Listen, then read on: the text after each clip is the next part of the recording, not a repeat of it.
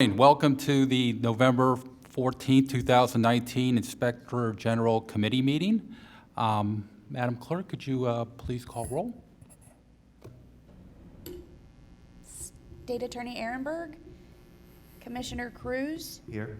Public Defender Howitt, Commissioner Crydell, Present. Vice Chair Cumberland, Present. Commissioner Romano, and Chair Schulman. Great, thank you very much. Any introductory comments from the commission? No? Okay, I reviewed everything, we looked at everything, and we're really looking forward to your presentation. And if you would, yes. Oh, I'm sorry, one more thing. Anybody have any public comments? Yeah. Yes, sir. I apologize, please. First or after? Yeah. Well, I have a point of order. Do we have a quorum?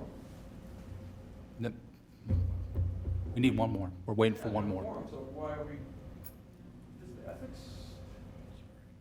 I mean, you're gonna have a meeting without a quorum? Okay, I got no problem with that. We have one more ethics What's that? violation to file. Public comments after. We do public comments after, and we'll wait another. Inspector Carey, we're expecting one more, correct? What we're expecting should be two. Two more? Okay. We'll wait. We gotta wait for that. Broward County, they say, you can't have, you don't have a quorum. Oh, yes, we can. Okay.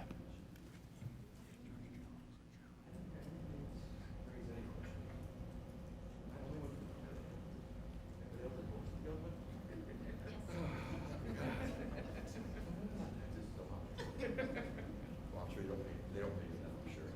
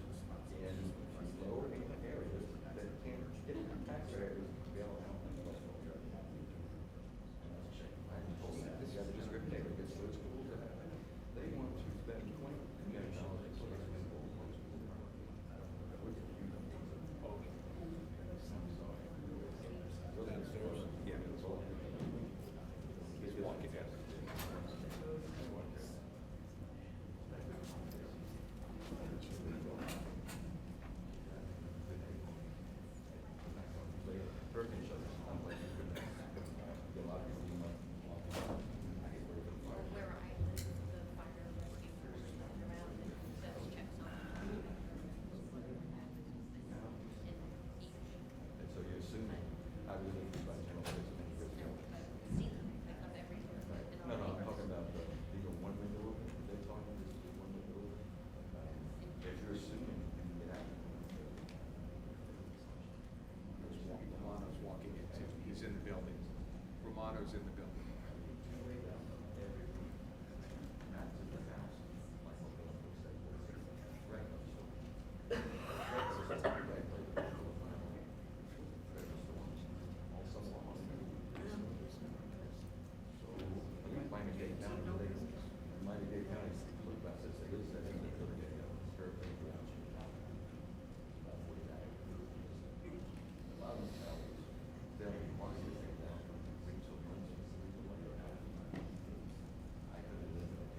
I was living in this other house, not with this, I mean, all the time, you know, the lighting, the building.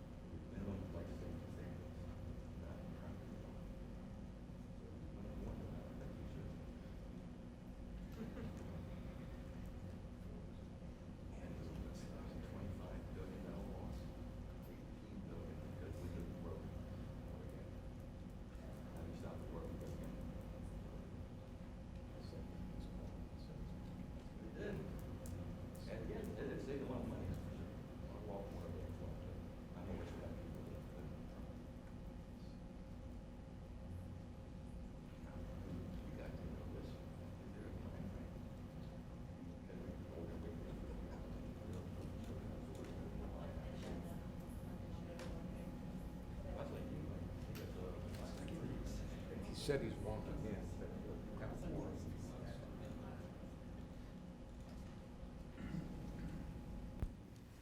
in. Madam Clerk, could you acknowledge that Public Defender Howitt has arrived? Thank you very much. Public Defender Howitt, would you like to make any introductory comments, or should we commence? I'm ready. Good morning, everybody. Great, thank you very much. Before we begin, let's see.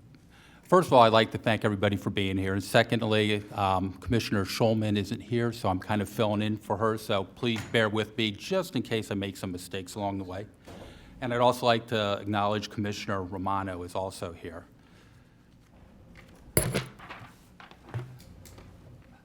The first item is approval of the Inspector General Committee meetings from the meeting of May 16th, 2019. I trust that everybody's had a chance to review these minutes. Move approval, Mr. Chair. Second. Approval by Commissioner Cruz, seconded by Commissioner Kreidel. Call for a vote. And also, pardon me? Vote. Could we please vote on that? Aye. Any opposed? All in favor? Great. Minutes approved.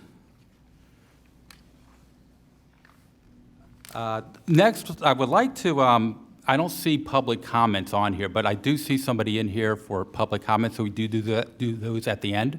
Great, thank you very much.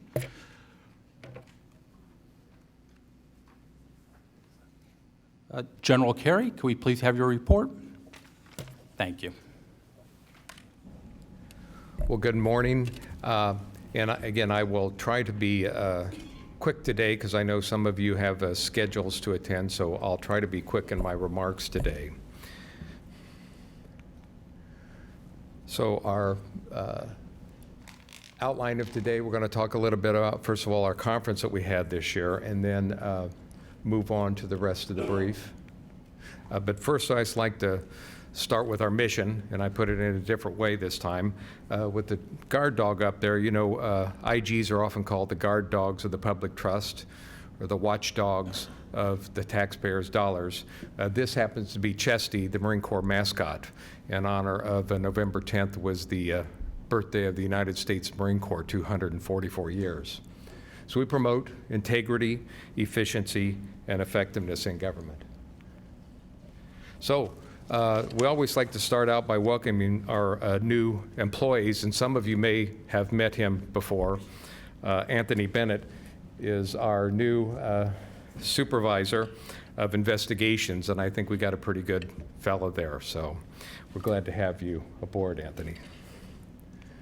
Now we're going to talk just a little bit about our conference that we had in September. This was our National Inspector General Conference. We had Inspector Generals from not only around the United States, but from many other countries are in the association, and we had other folks attending from some other countries. Over 300 attendees, some distinguished speakers that we had there. One of them was the Honorable Michael Horowitz, the Inspector General for the Department of Justice, and you probably have seen some of his reports in the paper and anticipating more coming out soon. He is the chair, also dual-hatted, the chair of the Federal Commission of Inspector Generals on Integrity and Efficiency, the 73 Federal Inspector Generals. So he's the chair, and that group meets periodically to share best practices and discuss the different things they're doing. So he's the chair of that federal committee. We also had the Honorable Glenn Fine there, the IG of Department of Defense, and he was formerly the IG for the Department of Justice, a very respected Inspector General. Both of them were great speakers. We had the Florida Chief Inspector General who was there, who gave the welcome for not only for the governor, but spoke herself, Melinda Miguel, who's the Chief Inspector for the state of Florida. Topics we discussed, interesting case studies like you may have heard of Bridgegate, that IGs were involved in that. Some other topics that maybe you might be aware of in the news, whistleblowers. We talked a lot about whistleblowers, measures of effectiveness and measures of success for IGs, and unconscious bias. So it was a great conference, very successful. I want to give a shout out right for the start. Our Palm Beach County Fire Rescue Honor Guard started us out, and it was, if you haven't seen them before, they're just magnificent as the bagpipers come in and march in the colors. And when they came and we did the Pledge of Allegiance, and our national anthem was sung by Rachel Robinson, Stu Robinson's daughter, our director of investigation. And I told Stu, and I'm an IG, and I told him I have to tell the truth. I said, the only national anthem that I heard that was better than that was when Whitney Houston sang the national anthem just after 9/11, if you all remember that one. It's like she was magnificent. Vice Mayor Dave Kerner came and he gave opening remarks, very good opening remarks for the county. And so it was a great start off. And again, that's Michael Horowitz who spoke, one of our key speakers. Now here again, some of you might know one of our panel members here on the right. We had a panel on how our office got started and some lessons learned from our startup for other IGs around the country. And you might know the person on the left there, Cheryl Steckler, was also on the panel. She was honored by the association and given a special award for all of her work over the years in the association, and as the startup, she started up this office, as you know, from scratch. Now, we ended the conference with Palm Beach State President Ava Parker, and she gave an excellent presentation on unconscious bias and what IGs need to know about it and our work. So she gave an excellent presentation to close the conference. Okay, so now we're going to go into our activities, and we'll talk particularly, I underline contract oversight and evaluations. We'll talk a little bit about that later on. These are the highlights from our investigation intake activities. As you can see, we had an uptick in complaints, and I've talked about that before. There's been a lot of studies across the board about what causes uptakes and decreases, and it's just cyclical. Sometimes they're up and down, and there's really, we haven't found a pattern, and nationally IGs have not often found a pattern in why they're up and down, but they were up this last 6 months. And when I say 3 investigations resulted as a result of those complaints, I want to clarify that because I like to call that investigation with a big I. Because every complaint, every correspondence that comes into our office immediately begins an investigation with a small I. So we take every complaint that comes in the door and we begin to do an analysis. Many IGs call them preliminary inquiries, preliminary analysis, but they're all investigatory procedures to determine what do we need to do with this. Some of them are handled by our intake and are not assigned to an investigator to do a formal investigation, but they're all investigations once they walk in the door.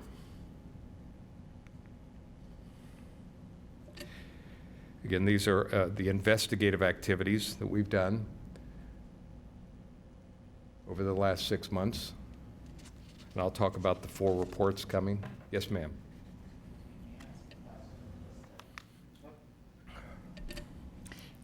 If I may. Explain to me again what management inquiries and referrals are. Good. Yes, thank you. A management inquiry is when we take, again, there's many levels and types of investigations. When we get that complaint in, sometimes we determine this may be best to basically farm it out down to the city or the county. And we say, look, here was the complaint. Before we decide any further what we're going to do, whether we're going to do a full investigation or dismiss it, we would like you to look into this matter. And if they look into that matter and report back to us, and there's enough evidence that, to determine that we either, one, we concur with what they found or any corrective actions, then we'll close the matter. And if it's not enough, we'll either ask for more or commence a formal investigation. A management referral are a number of the things that we just believe that would be more appropriate for management to handle, and there's no need to report back to us. And so we think this is really better for you. It doesn't rise to the sufficient level of fraud, waste, abuse that management should take care of this matter, and so it's referred to them. Thank you for that question. So then again, these are the formal investigations that we conduct and the referrals that are working through them. Now we're going to start talking about the investigative reports that came out during this 6-month period. General Carey, do you, Yes, sir.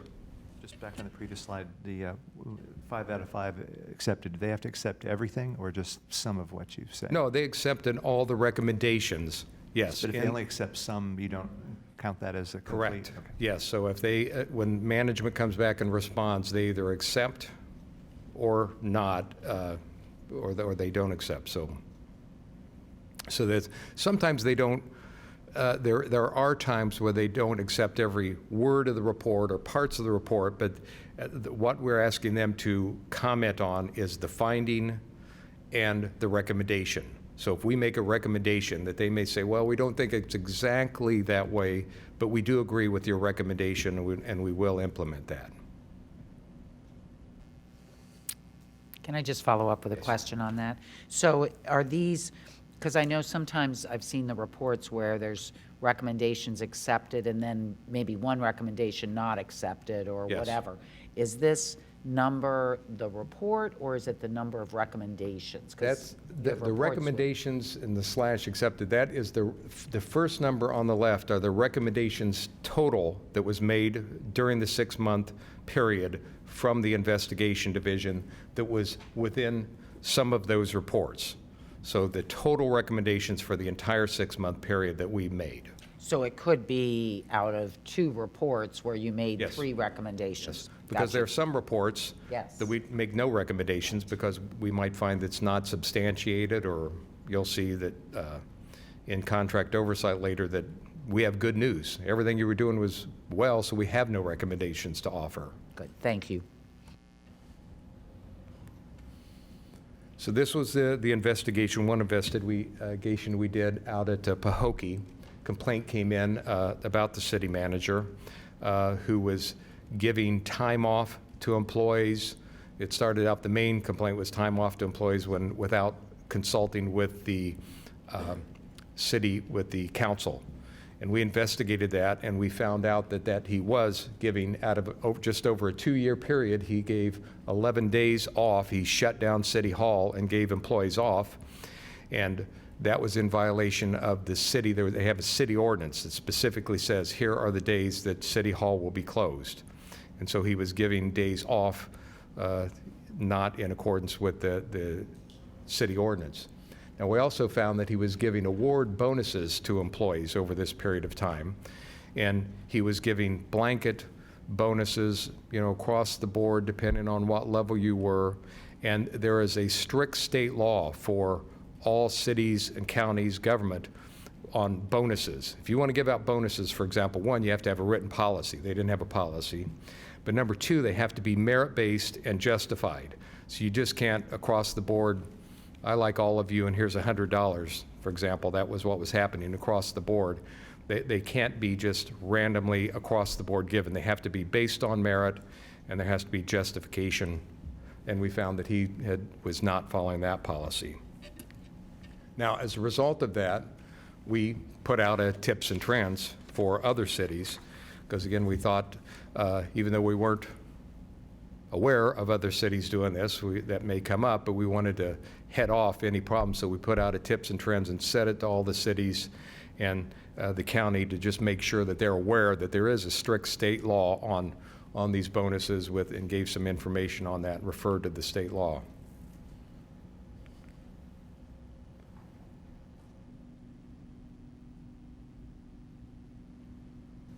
Okay, now this was this case was in youth services. This was for the county. And again, I want to give another shout out to the county. The county is very good about notifying our office if underneath our IG ordinance, if there's suspected fraud, waste, abuse, mismanagement, contract violations over $5,000, they're required to report that to the IG. And the county brought this to us. And in this case, what we found, county first saw this, saw the red flags on this, and we investigated and found there was an employee who had been working for Goodwill, which is contracted by the county to do services for us, and she was doing some of those services. She was hired by the county. Well, what happened, she continued her employment with Goodwill, reporting to them hours that she was working those weeks, and then also working for us. So she was basically double dipping, and we reported that. And again, the county, she is no longer working for the county. Yes, sir. We referred it to the state attorney's office, and so it hasn't been prosecuted yet, so it's still in their hands. This is a really a major investigation that we did on Maruti. And this company was a contractor through Palmtran. And this company, their responsibility, multi-million contract over a number of years, was to maintain all of our Palmtran connection, those little buses we see out there running around, to do the maintenance on them, keep the parts up, keep them running. Palmtran saw some red flags in their reviews of their paperwork and going out there. They saw some red flags going on, some real problems with them trying to work with them, and they saw it rose to the level they needed to bring it to our attention. So we did a major investigation and found out that, yes, the manager was instructing people to do inaccurate reports. We found that some reports were signed by maintenance workers who weren't even working for the company at the time. We found that we interviewed a number of the maintenance workers and showed them the reports, and they said, that's not my signature. And so there was a lot of paperwork that was either, again, inaccurate or falsified. They were taking parts, because Palmtran would come around temporarily to come and look at some of the buses to make sure they're working. Well, when they got a heads up Palmtran was coming out, they would take good parts off of one bus to put it on the other bus to get it to pass inspection. The contract called for buying all new parts for the buses. They were going to the junkyard and getting used parts to put on the buses. And worst of all, we found that on these buses, there are safety buzzers that go off when the doors don't open or for the elevator lifts.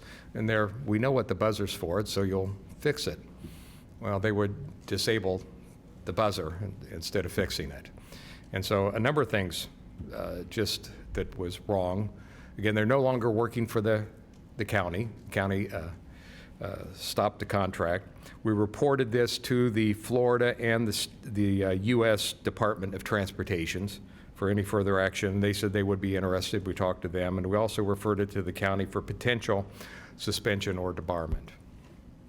General, do we know if anybody suffered any harm as a result of this misconduct, or were you able to catch it? Thank you. That's I should have stated that. Excellent question. We did get with Palmtran, and we could not find anybody who suffered any injury fortunately as a result of those devices being disabled.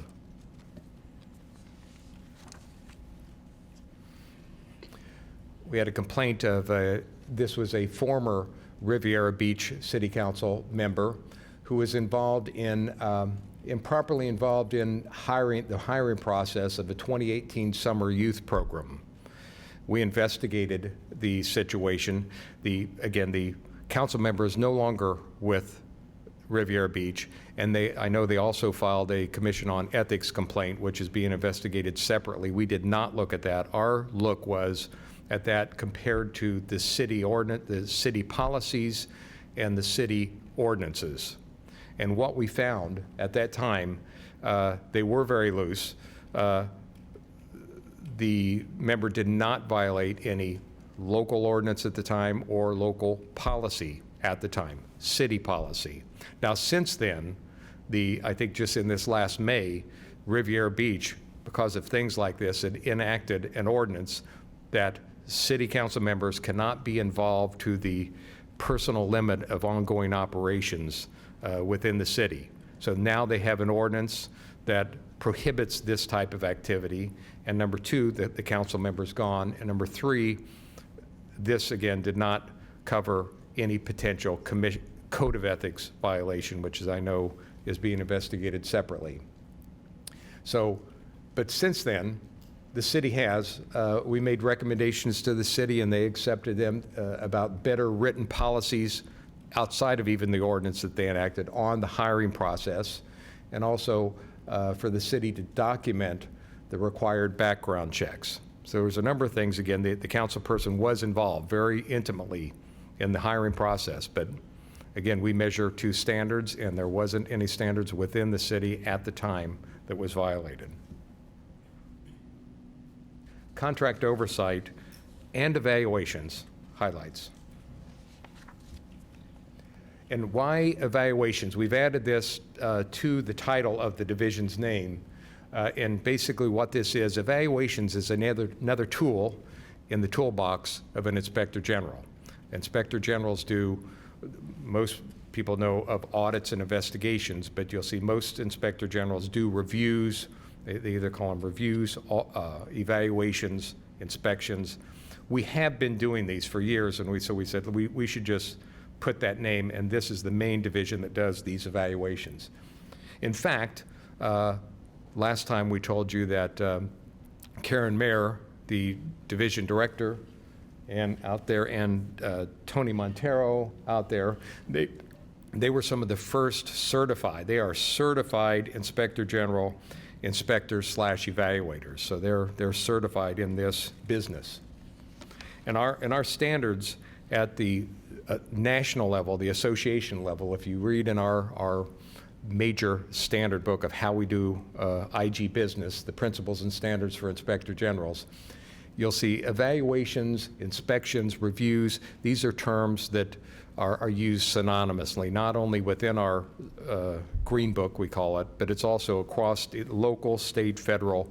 You'll hear inspector generals when they're saying they're doing an inspection, a review, evaluation. These are really synonymous terms, and people for just different reasons will call them different things. We've decided to call our division evaluations, but to make a distinction at the local level from inspectors, like so they're not confused with building inspectors and other type of inspectors. Again, in the Green Book, our national standards, this is basically what those evaluations do. And we've been doing these even before Cheryl did these before I came here. We've been doing these type of evaluations, and where it doesn't fit exactly into an audit or an investigation, it's just a general review inspection. Yeah, I'm often asked, well, what's the real difference? And I like to characterize, between audits, they sound very similar, and they are very similar. Audits are very deep because of the Yellow Book the standards that they go by are very deep, and they require very detailed paper, and they're very regulated and procedures, and therefore they take a good time to do. They're often involved in our office dollars and cents, and again, so more time. Where evaluations are more broad, they're often more flexible, the things they can do, so there's oftentimes less time required. So it depends on what comes in, what type of project we're doing. We'll evaluate, does this better fit into an audit or an evaluation? And we'll determine how we're going to handle that, which tool we're going to pull out of the toolbox to handle that. And again, this is in our ordinance, so we're not making this is in our county IG ordinance that we're authorized to do reviews. As you see, we're authorized to investigate, to monitor, to inspect, to review. So this language is also in our ordinance that authorizes us to do that. So now, activities for the division. They issued 2 reports, 3 tips and trends over the last 6 months, and you'll see no recommendations were made because we had some good news reports that they found. And this is just overall some of the dollars and cents that's distributed through the county and the municipalities, the special districts, that's Children's Services, and the Solid Waste Authority that we've monitored the contracts. The reports that they have done, the first report was on the engineering and public works in the county. And again, good news report that they looked at this, provided oversight of annual pathways and minor construction. One reason we did this also because this is some of where our 1 penny sales taxes are going, and we're trying to provide some special review. Not only did we go to all the selection committee meetings and the procurement process, but we're looking at some of the projects now as they're ongoing. And so this is one of them with the 1 penny sales tax. And again, we found that, fortunately, again, the county's compliant with the requirements, and they utilize appropriate contract administration techniques. So on the surface, it looked like that different agents or different departments did a little bit different, but they all were in compliance with the policy. So there's good news for the county. And then this was another one we did for the county. We looked at the ISS, which is Information Systems Services, their division, their IT. This is county IT services. So we looked at that on their cabling and repair services, and we found, again, that they were compliant with the contractual requirements and that they utilized appropriate administrative techniques.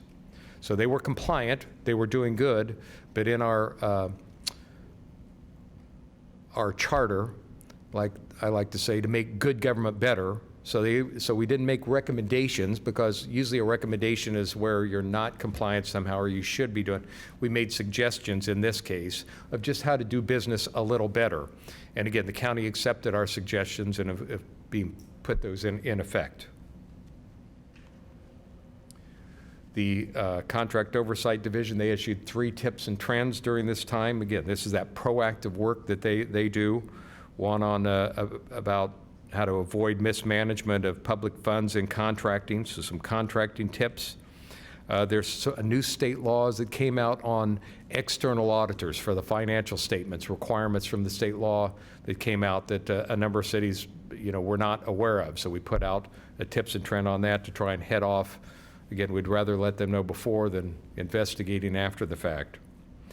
And also on some transportation and engineering requirements impacting local governments. Again, these were some new requirements that came out in state law for people involved in these things to try and help them be compliant with the new requirements.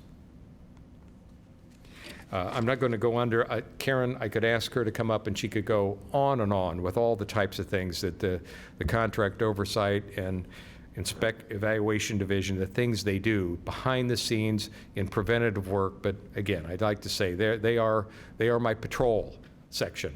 They're out and about patrolling, and just the very presence of them prevents so many bad things from happening and promotes good things happening in the advice that they give in selection committee meetings and the advice they give from all the calls that they receive, a lot of calls, particularly from the municipalities about procurement activities, and they provide advice to make sure we're doing things right so we don't get off track. Excuse me, General Carey. I agree with the concept of neighborhood policing, which is really what you're describing in a different context. But with respect to your tips and trends, does this fall more into the category of adding value to what you do for the various municipalities and other stakeholders, rather than what you're charged with? Well, this is, we're adding value. Yes, it's definitely, that's what it is. That's that added value. It's that preventative value, because our charter, again, and we've had questions on this before, like, John, you're doing this stuff, why aren't you just investigating fraud, waste, and abuse? And I said, well, if you look at our charter, it's promoting effectiveness and efficiency in government, and it is not only investigating, it's trying to prevent and eradicate fraud, waste, and abuse. And so this is very much part of our charter, and it's adding value, yes, again, much before they get there. Right. Did I answer your question? Yes, thank you. Okay, audits. And this is, I just want to first do a follow-up. In the last 6 months, we talked about Riviera Beach, and the committee had some questions and comments, and so we did some follow-up on the Riviera Beach audit. And this was, again, this was from last time, this audit that we reported on. We looked at the Riviera Beach purchasing cards and policies and the council members' out-of-state travel. We found a lot of problems there. In fact, over $500,000 worth of problems of basically poor record keeping, poor accountability of matters, lack proper approvals, documentation, and also there was a lot of purchases. They have a list themselves of purchases of things you should not be purchasing with the purchase card. Not that it was not, and we'll get into this when we find, not that it was not appropriate, but you should go to another venue in the city to purchase these things rather than use our purchasing card for. And so in our follow-up, one question you asked about, there was $16,000 spent on gifts and $1,900 on donations. And again, we found, these were expenditures that were using the purchase card. So this was the reason why we tagged these particularly as wrong, because they were prohibited within their city policy to be using the purchasing card for those.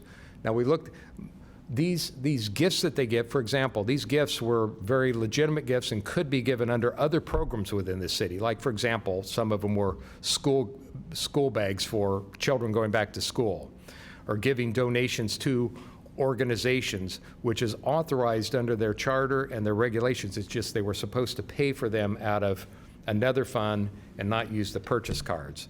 But what had happened in Riviera Beach, purchase cards, it's the easy thing to do. It's not monitored. You don't have to go through the checks and balances. And so they were using purchase cards for that improperly. So we went back and followed on that. The other one is there were 17 items we talked about, a lot of laptops and TVs that were missing. We went back and followed up on that. 4 of the items were located of the 17. 13 of the remaining items, just the bottom line, they couldn't find them. We couldn't find them. The reason being, again, lack of the record keeping on the procurement. These items were all under $1,000 each too, so they were low dollar items. So they were all, and they were purchased, again, with the purchase card, That was part of the problem, improperly. It should have been purchased in other means. But when they pulled them in, there wasn't good accountability. There wasn't accountability in an inventory control or in the disposition. And also over the past number of years, this has happened over a number of year period, turnover, as you know, I'm sure from the press, in Riviera Beach, management has just been rapid. And so due to the turnover and all of these other reasons, we just couldn't find them and they couldn't find them. But I will say, we did not find any other red flags other than missing. There was nobody who stated or things that we found that would give indication that they were stolen. They may have been, but there was nobody stood up, or there was nothing that we found other items like this that was stolen or taken home that we could find. And so they were low dollar. Now, again, the good side too, the city, even back with the when the audit was conducted, they accepted our recommendations and began processes to do better internal controls to take care of things. They implemented a monitoring system, and they also implemented a system, an IT tracking system for small items like this. So the city was very good at the time and still are doing things. And I was just at a meeting, in fact, last night with the city manager, and I can tell you that they're really taking tremendous steps and have been to try to right the ship in Riviera Beach. So did you? Okay. Okay. So now for the audit activities, and I have that asterisk, and I'll talk about this later in detail, why the asterisk behind the 84 recommendations accepted was because there was a number of recommendations. We did an audit for West Palm Beach on the Manatee Grant Program, and because there is an ongoing Florida Department of Law Enforcement investigation also going on that we supported with this audit, the city said they would wait till that investigation is complete. They thought it more appropriate to actually come back. However, verbally, the recommendations, they've already taken positive actions on our recommendations. So I think they will all be accepted formally once that investigation comes out. We did the last two. We did audits last year. You know, we did a number of audits on this, the Cross Connection Program. These are the last two finish up that we did, and now we've moved on to other areas. But we did a Cross Connection audit on the Village of Gulf and found a lot of the same things we found with other cities, that they weren't compliant with some of the Florida codes and improper documentation, lacked adequate monitoring. So the controls weren't in place, and we made some recommendations with them. So it's a lot of the same things we found on some other municipalities. And we'd put out some tips and trends last 6 months on this issue to help cities become compliant with this. We also did, and again, this was the last one we did on the Village of Palm Springs. And again, we found that in addition to some of the other problems that they had, that the devices were being inspected by inspectors who weren't properly certified. And so we told them they need to get that corrected, and so they went back and they found a proper certified inspector to do the inspections. So these were our last two on the Cross Connection Program. Okay, then we did a capital assets review of Lantana. We found that generally, again, some good news. Generally, they were adequate. They had adequate controls. They did have some problems, but and those were non-compliance with their own town's purchasing ordinance. So this was inconsistency with their own purchasing ordinances, and donated capital assets. They didn't have good, proper tracking of that, and they lacked some adequate written documentation on their IT. We made recommendations, and again, they accepted all of our recommendations and are putting those into effect. We did a revenue audit of the town of Hypaloxo, and we found there that, this is a common, you'll see in our trends, insufficient controls and review and oversight of their process, and a lack of revenue policies and practices. They didn't approve final documents, and they didn't make it the adjustments they should make on the proper review and oversight of the administration. They accepted all of our recommendations, and they're putting those in place. We did a audit of West Palm Beach on their travel, and we found that, again, there was some problems there. A lot of internal noncompliance with their internal policies. Again, not that the travel was inappropriate, but they did not have proper tracking, oversight, pre-approvals, documentation. So again, a lot of time when we point this out, I want to emphasize that it was not the travel that we found any fraudulent, gross mismanagement, but it was just they weren't tracking, they weren't getting approval and tracking and documenting travel for their own internal controls the way they've set up, that they said, well, this is the way we're going to do business. Insufficient documentation on some of the expenditures, lacking of documentation, and then they had duplicate records in their travel system. We pointed out some programs in their system, they had some duplicate travel problems. And again, they accepted our recommendations on this and are taking positive actions. Now, this was in the paper, not only for our investigation, but internal investigations being done on West Palm Beach, the Manatee program. Again, the county gives out a lot of money to various cities within the county to enforce the Manatee regulations, i.e., for officers, usually what it is, working their off-time hours to go out in boats to make sure that people are traveling safe speeds and keeping out of the Manatee areas. So they give money to the cities to do this. So the city had brought this up to our attention, and also we talked to Florida Department Law Enforcement, who's also doing follow-up investigations on this. And so we did an audit on this. So it was not an investigation, it was an audit on the general program about how it's being managed, and also looked any red flags that we found, or all of our recommendations and all of our paperwork on this was turned over to the Department of Law Enforcement. So we found that they lacked, again, proper review, documentation for these reimbursements. The officers didn't properly check in or out during the time, so you really couldn't tell if they were getting paid for being on the water enforcing the program, but there wasn't records, and we could not find any actual documentation that they were out there during the times that they were claiming.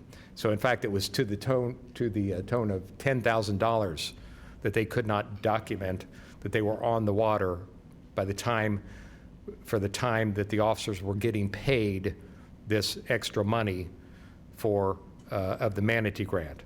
So we recommended the city, if they can't find this, that you owe the county this $10,000 that you accepted for Manatee enforcement, which you can't document or show that you were using it. And again, all our irregularities we found, for example, other citations written with lacking details on them, was all turned over to the Florida Department of Law Enforcement. And we're going to do for next year, we're probably going to do more Manatee grant audits in some other municipalities in the county. Could you give us an idea, General, of what those missing details would look like? They were everything from signatures to boat vehicle identification numbers. Those were some of the main things. The signatures of the people who were cited, and the boat vehicle identification information on there. So that was some of the addresses. It varied, all types of things of these, not only on the formal citations, but on the warning tickets. Was there any concern that those might have been made up? We turned those over to, we turned that That's to the investigation. the investigation side to follow on that. Again, there could be reasons why the city did not have a policy that required some of these things being filled in, and that was one of our recommendations. If you're going to cite these things, you need to specifically tell them to fill in fill in the blanks. Again, they issued 3 tips and trends. during this period. One, the audit side to better protect our capital assets, to improve integrity on computer systems. This is a big issue going on, we know, right now, of people getting ransomware, and also to prevent purchasing miscard or misuse. Again, these are the common trends that we find. I know you've asked on trend. These are still trends that we find out there going on. The lack of written policies, employee training, that they're not aware of things, management review and oversight, and sufficient documentation continues to be the types of trends we find when we go out and do our audits, investigations, and reviews. Training and outreach. Again, here's the things we've done. If you notice, I've been down some from the previous periods on the citizens that I've spoken to during the last 6 months. Again, this is driven often by requests that I get from Rotary groups, from different business organizations, different, and I try to put out, and I always ask people, if you know somebody to, get us out there, I try to speak. So that's driven much by request. I've written letters before, and we'll do it again this year, to different chairs of the organization saying, I'd love to come and talk to you. And it's also made up I made up some of that time by, I have an uptick on media interviews. So we've put more media interviews out and also awareness tips. So we took the time that I'd be speaking and done some on those outreach and media, which again, talks to a lot of people that we'll never be able to get track of who listens to us on the news. Some of the groups we talked to this time, again, Palm Beach County, a great partner. I encourage the cities. I wish I could get in like the county invites me in. I speak to every week, I speak to the group of new employees for the county. We speak to every supervisor class that new supervisors in the county have to attend a supervision class. They have me, I personally go in and give a little bit about our office, about obligations, about tips and things. I'm still working on the cities to get there. I'm not giving up, but to get me in to let folks know of the things that we do. Budgeting, staffing. The county, they did give us 2 more folks for this year. So we received 2 more funded billets for this year. So again, I like to say we're going in the right direction. And again, back to my Marine Corps. I like to say we're few, but we're proud, and we do a good job with what we have. Hey, and I just want to give some, again, some of the staff accomplishments. DJ, are you here, DJ? And DJ just within the past few months, last month, I think, received his master's degree in forensic accounting from a university you may be aware of, Florida Atlantic University. You might be aware of that. Good school, I hear. Roddy received her certified internal auditor back there. This time, one of her many list of certifications that all of my auditors have. Sean, where's Sean? She received a certified internal controls auditor, and it's not up there because it hasn't happened yet. Next month, Sean is going to be graduating from Palm Beach Atlantic University with a master's degree in accountancy. So congratulations, Sean. December, we'll have that cap and gown on. Kathy and Hillary, right here, both this time received their certified fraud examiners. Constantly working on, not only outside, but internal to help improve ourselves. So I've got a great staff. Congratulations to you all. Okay, I'm going to turn the legal update over to my legal expert. Did you know you were talking about this? Or? I didn't think I was thinking those. Oh, wow. Okay. These are the... So you've seen these slides, yeah. So you want me to talk to this, Corinthia, or yeah, we're in trouble if I talk to it. This is just an update of where we are on that lawsuit. I've got 2 slides. Okay, so as you will recall from our last meeting, we were recently sued by a citizen in Loxahatchee Groves because they were requesting a copy of a complaint during an ongoing investigation. We took the position that the complaint was exempt under Florida statutes. The particular statute that we were referring to is Section 119.0713, and it's a statute that our office actually worked with the county attorney's office several years ago to get implemented. And so there's a dispute regarding the wording of the statute. So we proceeded at the trial level. We won that particular case, and it was appealed to the 4th District Court of Appeal. We had oral argument at the 4th District Court of Appeal. We filed our brief. We worked very closely with the county. The county attorney actually filed the brief on our behalf.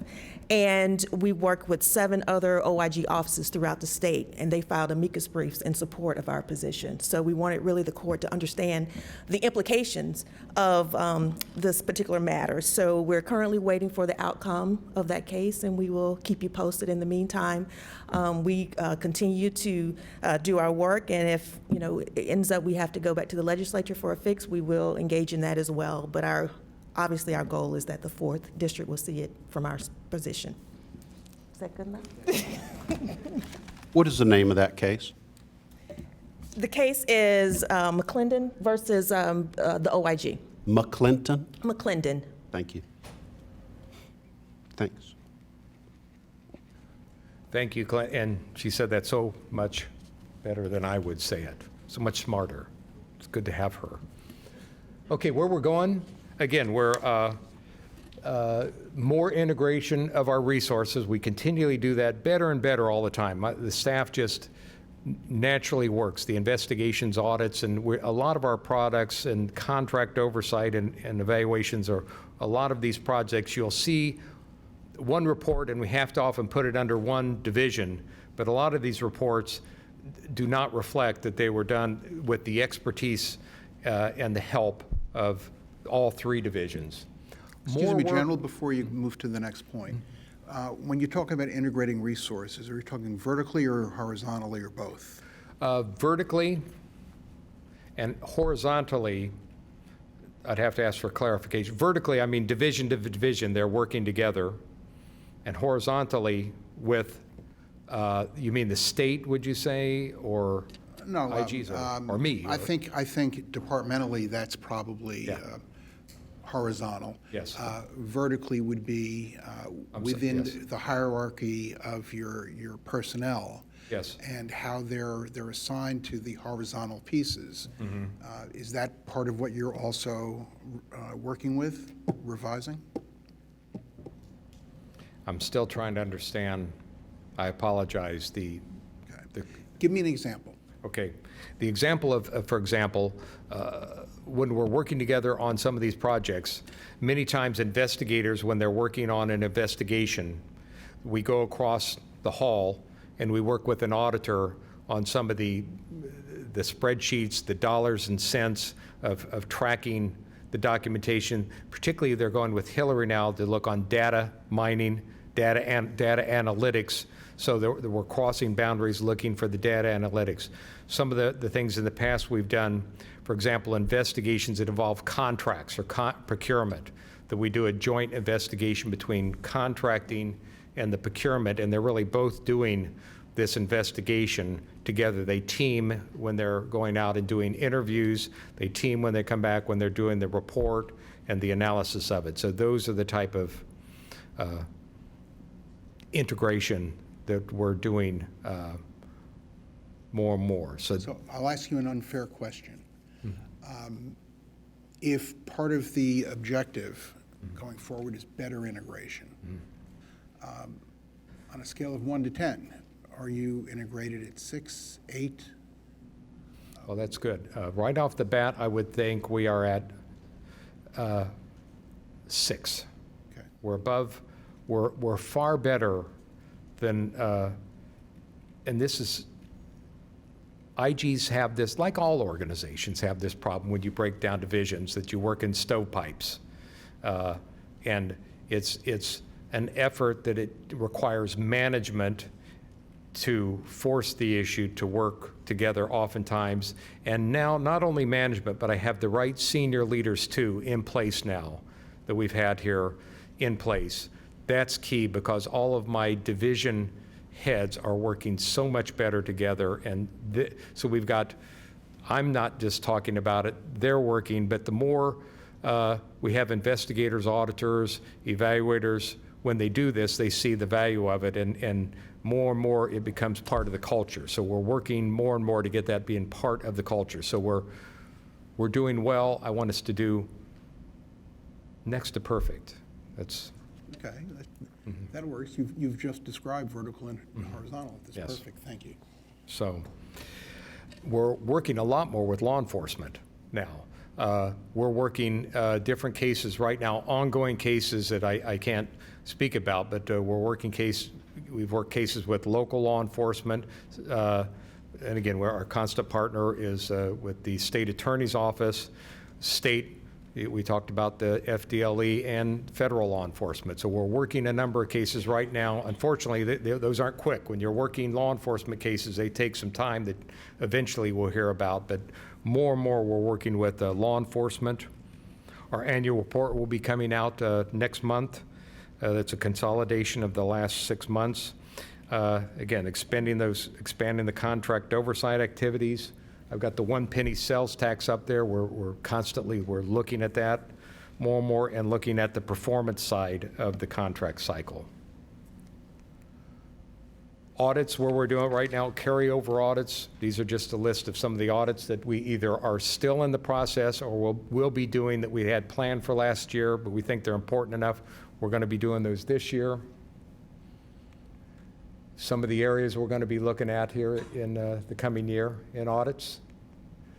Summary of accomplishments. Just this is over the 9-year period since we've been in existence, over 1,100 calls that's come in. We listen. We guard and save our taxpayer dollars. We make government better. Recommendations with a 95% acceptance rate. Arrest in 9 years, 19 actual arrests that's come as a direct result of our audits, investigations, or reviews that we've worked with. That's come and we've worked with mostly with the state attorney's office that's turned into an arrest or a prosecution. And then overall, just all the complaints that's come in that we've turned to Commission on Ethics or law enforcement, 161 in 9 years. And that concludes my comments. If there are any questions. Thank you very much. Pardon me. Thank you very much, General Carey. Are there any other questions or discussion? If I may, I have a couple of questions from the report. One is talking about the referrals for criminal investigation, the Palmtran. Yes.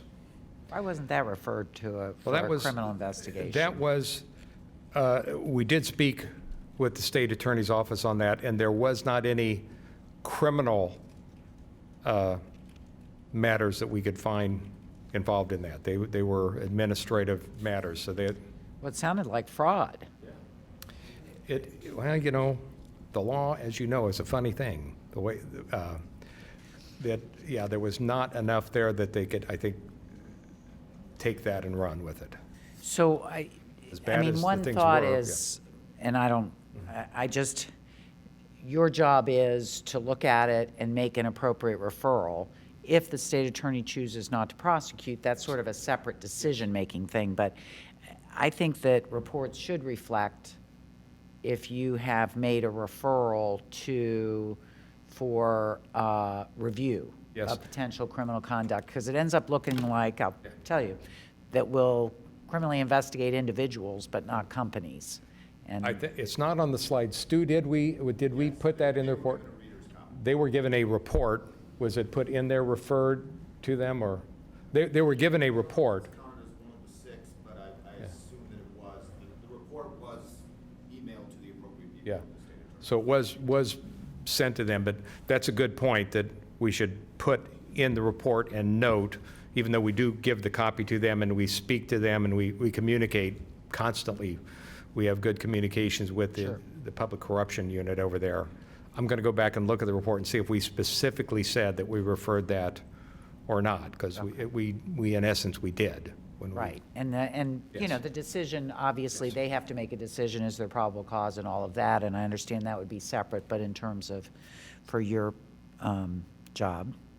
And then the other question I had, and I may have asked this before, and I'm sorry to admit I haven't spent a lot of time on your website. I do read your reports, both for my job here as well as my real job, because I pick up things. But I wondered if you make available to government agencies things like model policies for P-card usage, or model policies for some of the other things that you've seen where, you know, it's just a matter of they didn't necessarily have the best policy in place for government agencies to access. Yeah, we usually point them to some of the cities and some of the areas where they can go. We do not post model policies, and this is a state, local, federal inspector general kind of an issue.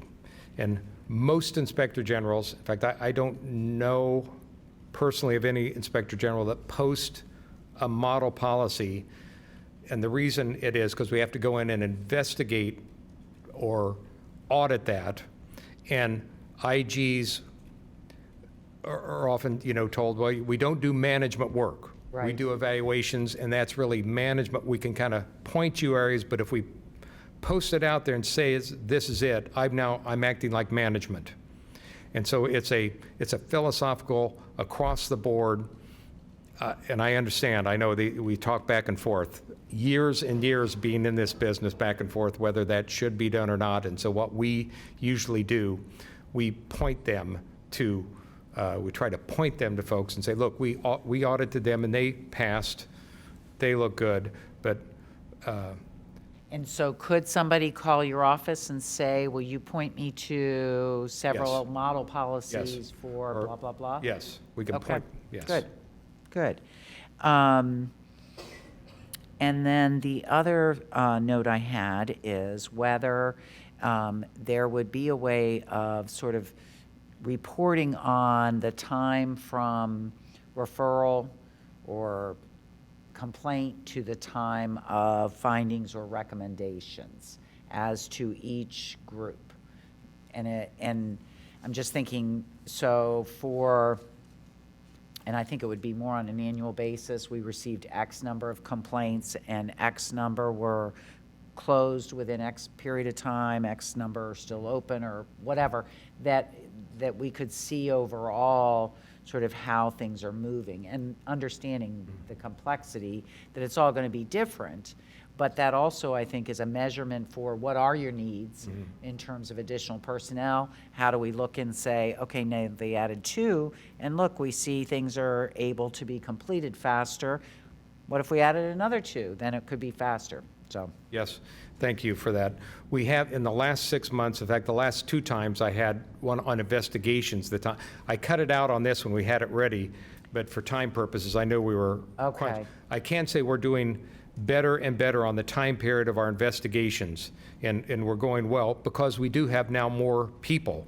Now we had an extra investigator, now we're going to have another investigator. So every investigator we have, that the caseload gets spread, and you know, some of those cases that we had to put on hold for a year. I know last time I think this came up, like, wow, why did that take, you know, this long? And we said, well, because it was put on in abeyance until we did other higher priority cases. So we're measuring investigations on the complaints that come in. I'd have to think about that because, again, that's we have accreditation standards by the state were evaluated every 3 years. We have to make a determination within so many days what we're going to do with this. So the amount that comes in, you know, if it takes more people or we have to write an exception. So I'll have to think about how we could do that with the complaints that And comes in. audits, when you choose to, you know, okay, we're going to undertake this audit, Yes. how long does it take to complete? Ooh, now that's a hard thing. And that's another about audits, how long it takes to do an audit or an investigate any project, because it's all dependent on, for example, audits, the scope of the audits. Sure. So what happens, some IGs, when they've gotten this, this was part of our measuring effectiveness of IGs. It is discussed and debated amongst IGs over the years. The problem is, once you set a metric, like speed is the metric for a audit, well, that's an easy one to pick. We'll just do a whole bunch of little small scoped audits, and I can crank out 1 million of them, and I won't really be looking at maybe the things I should be because I'm following that metric. Or if recommendations now are the metric, okay, I'll just make up, you know, I mean, it's a judgment thing. So metrics, it's a difficult thing in the business to measure, and again, because the nature, one audit may take, even on the same type of an audit on a small town, may take months and months longer. And a lot of times in our investigations, just like in law enforcement, we have to issue subpoena, you know, sometimes we issue subpoenas, sometimes we request it. We request information for a week, and they say, oh, can we have 2 weeks? Okay, you can have 2 weeks. 2 weeks comes, we were busy, we'll get that to, you know, and it's weeks and weeks, and that extends. Now, they're working on other things, they're not sitting there, but that particular audit or the investigations, or after a number of weeks they were going to give it to us, they're really not. Now, okay, so now I got to do a subpoena, which puts the pressure up. So, I mean, those are difficult. So I get it, and I appreciate that. I just am, and I don't think I would ever measure on that metric alone.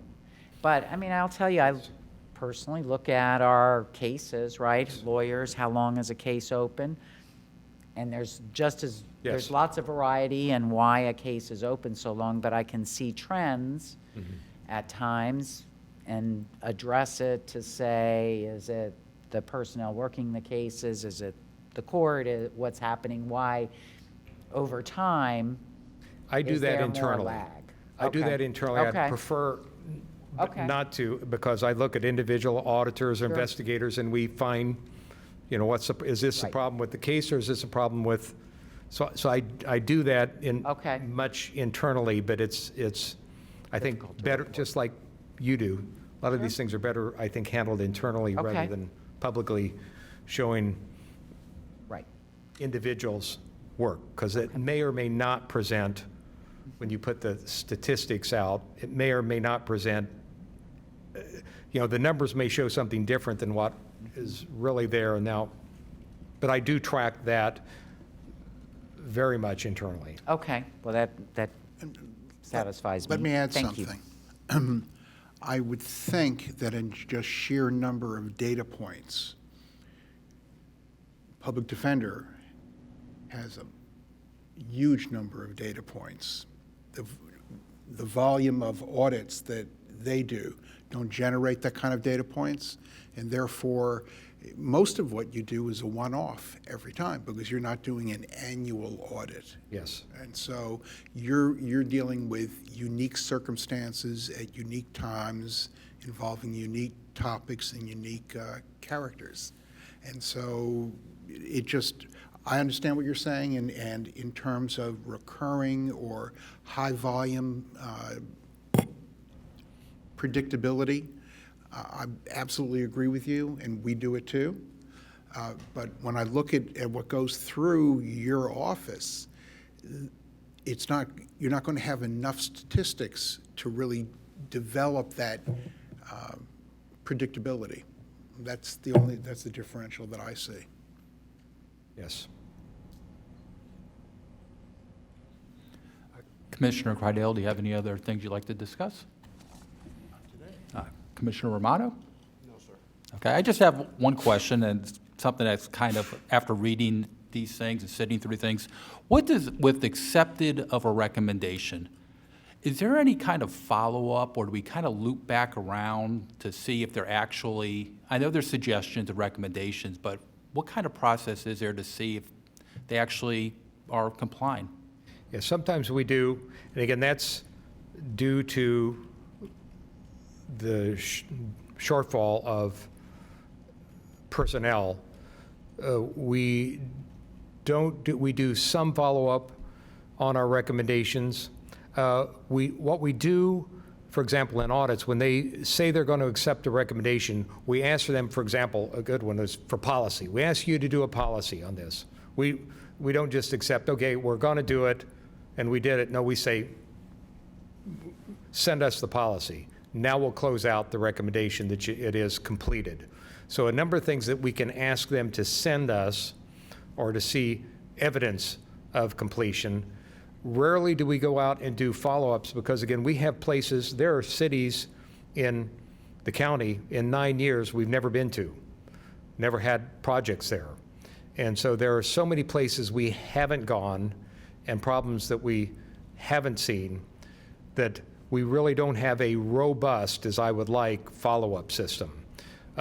We do, again, we try to gather things, and for some serious, some of those that we deem a judgmental call, this was a serious recommendation, this needs to be followed up on. We will follow up on those individually, but to be just very honest, due to manpower shortage, follow-up is limited of what we do. Did that answer the? Yeah, I'd yes, like it to do did. So more. they're pretty much, you're bringing things to light. They're adults and elected officials. We've kind of shown you what you need to do. It's ultimately their responsibility. Yes. And I understand that 100%. I was just wondering if there was any times you guys did circle back. We do. That was. We do. Okay, great, thank you. Is there anything else? Yeah. Thank you very much, General Carey. We appreciate it. Once again, it was a great report, very detailed, and we appreciate everything you and your office does. Thank you very much. Thank you for your support. Public comments, sir? And I apologize, I can't pronounce your last name. Tumen. Mr. Tumen, go ahead, Tumen's sir. better than one. Yes, and you have 3 minutes, sir. Tumen. Good morning. My name is Bruce Tumen. My primary residence is 752 Lake Wellington Drive in the village of Wellington. My recent complaint with the Inspector General included allegations of willful misconduct by our village council and staff by not following the ordinances, not following the county ordinances concerning the appropriation of that penny surtax, $7.9 million worth, and staff failing to include vital information for consideration to a board. My complaint resulted in the Inspector General sending a copy of my complaint to the village, where my concerns will be more appropriately addressed. I already did that at several meetings. The surtax interlocal agreement disperses 50 cents of the penny, or 50% to the school board, 30% to Palm Beach County, and 20% to the municipalities. However, Wellington had changed the numbers on you guys because they are spending our percentage on school board property. I resigned from the Village Construction Board of Adjustment and Appeals because the Village Council appointed unqualified people violating the ordinances. This quasi-judicial board has the authority to basically force companies out of business. I could no longer be a member of this board because its integrity had been compromised. Parliamentary rules, in accordance with Robert Rules of Order, newly revised, is not just a guideline, like some people think it is. It's the law. Section 2-40 of the Village of Wellington Code. Even as members of numerous boards where these rules were not required, I always prefer to follow them. Why? Because they're fair. Is the Office of Inspector General protecting the public from bad politicians, or are they protecting bad politicians from the public? Quote, foster integrity in public service to promote public trust, end quote. Not in my case. Thank you. Thank you very much.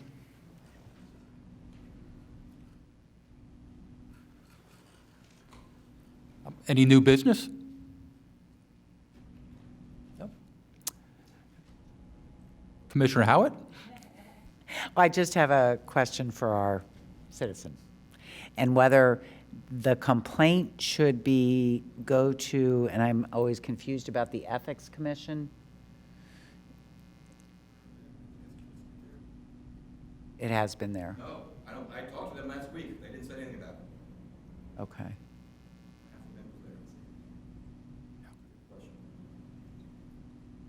I do not know the answer to that. I don't know the answer to that and the overlap with some of ours. Sort of sounds like maybe that's where it should go. If a complaint is filed with the Ethics Commission, every single complaint is reviewed and taken up and handled appropriately, that I'm aware of. Is it? So I would say if the complaint gets in the system, then it should either go to the IG, Public Corruption, or the Ethics Commission. So, I wish I had a better answer for you. And went back to the village. So why did I even come here? You got people violating the ordinances, not following the rules, and you guys give them a pass. And you throw me under the bus because of whistleblower protection. My name was on that complaint that it went back to the village. Don't I have any whistleblower protection? Or do I have to be a hating Trump Democrat to get whistleblower protection?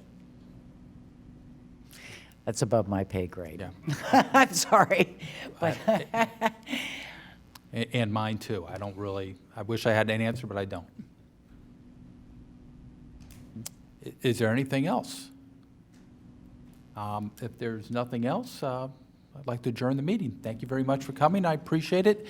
And I'd also like to note for the record that Commissioner Cruz did leave at 10:29 hours. I don't know if we had that on there or not. Okay? Thank you very much.